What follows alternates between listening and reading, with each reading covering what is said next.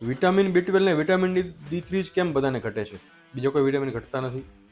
Normally આપણે સમાજમાં vegetarian diet એટલે કે પ્લાન્ટ બેઝ ડાયટ આપણે લઈએ છીએ, નોનવેજ ડાયટ મોસ્ટલી લેતા હોતો નથી આપણે, જેનાથી વિટામિન B12 જે છે એ યુઝ્યુઅલી નોનવેજ ડાયટમાંથી વધારે મળે. વેજીટેરિયન ડાયટમાં સોર્સ ખૂબ જ ઓછા છે, એ આપણે અમુક માત્રામાં લેતા નથી એટલે B12 ઘટતું હોય. જો આપણે દૂધ વધારે પીએ, યોગર્ટ વધારે ખાઈએ, એવોકાડો, કેળું, મેંગો, માલબેરી, રાસબેરી જેવા ફ્રૂટ ખાઈએ તો આ બધી વસ્તુઓમાંથી આપણને વિટામિન B12 મળતું હોય છે. D3 યુઝ્યુઅલી સેમ વસ્તુ કે નોનવેજ ડાયટમાંથી મળે છે, વેજીટેરિયન ડાયટમાં સોર્સ નથી.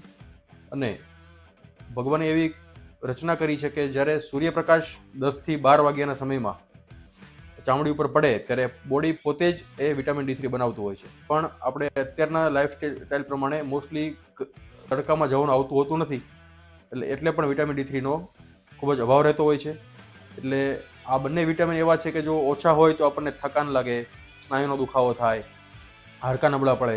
એટલે સમયાંતરે આ વિટામિન ચેક કરાવી અને એની સપ્લિમેન્ટેશન લેવું જોઈએ, જેથી સારું સ્વાસ્થ્ય જાળવી શકીએ.